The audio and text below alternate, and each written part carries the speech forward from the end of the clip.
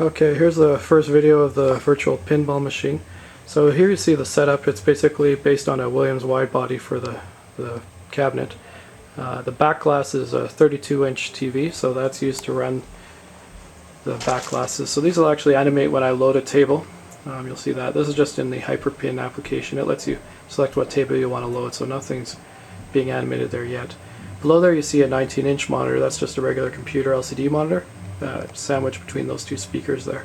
So I use that for the Dmd display, and I'll show you that when we load a table here.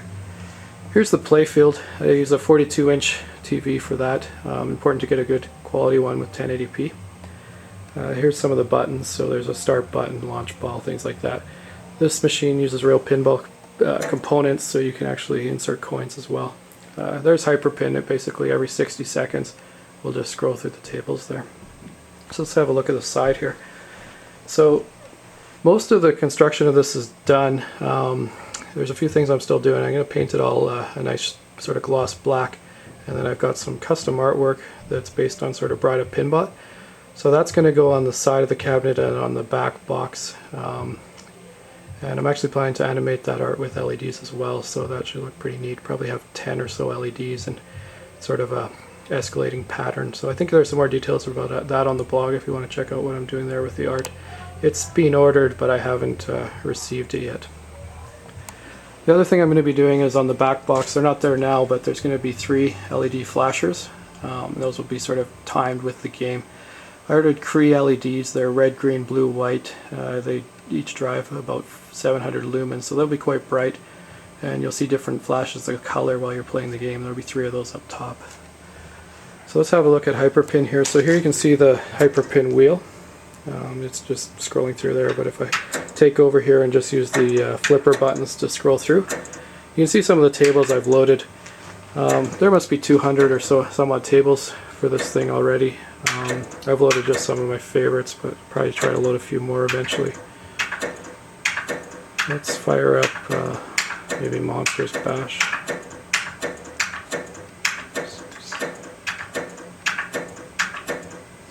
Just went past it there.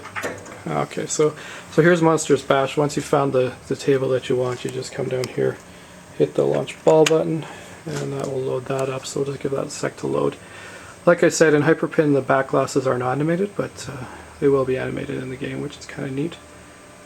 The other thing you can do, if you want Hyperpin to animate your table, you can actually put videos in.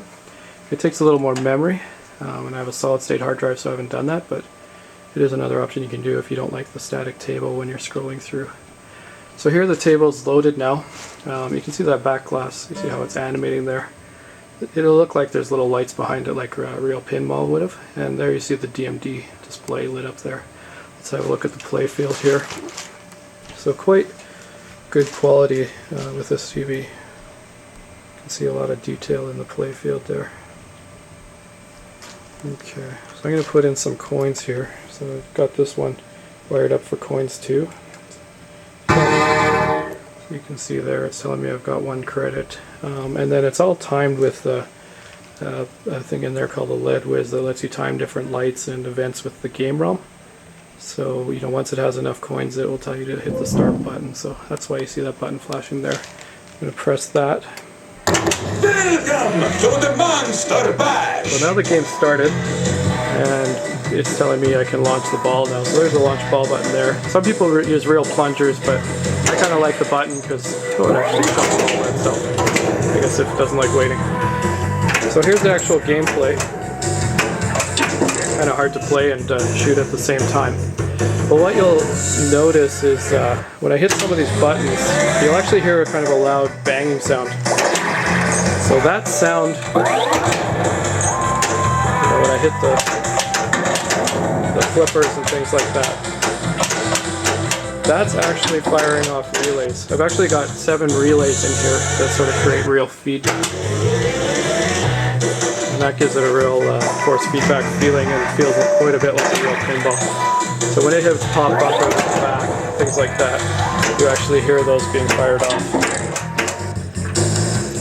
Okay, so that's some of the gameplay. I mean, it's quite fun, but it's hard to play with sort of one hand. So let's see if we can get a match bonus here.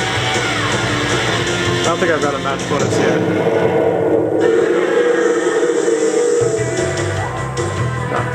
So now the table's gone back into attract mode because the game's basically finished. Alright, so I'm going to exit the game. I just hold this button down here, and then that will exit it here. Alright, so now we're back in Hyperpin.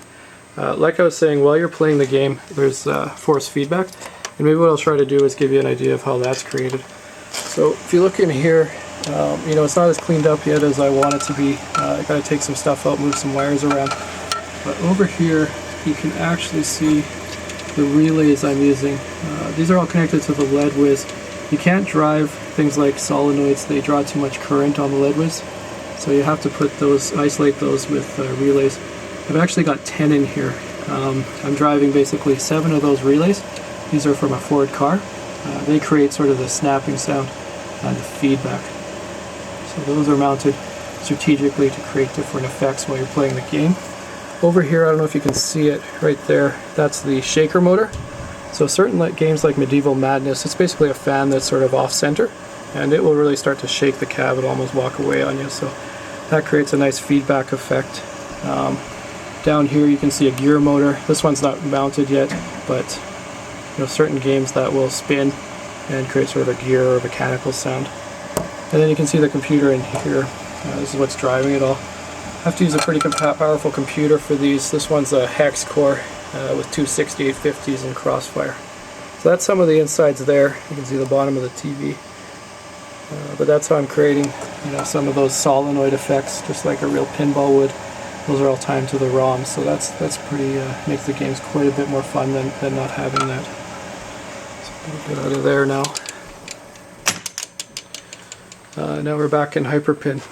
So the machine's set up to basically boot right into this, and then you can exit and shut down the PC right from here. So that's pretty much what I wanted to show you. Hope you enjoyed the video.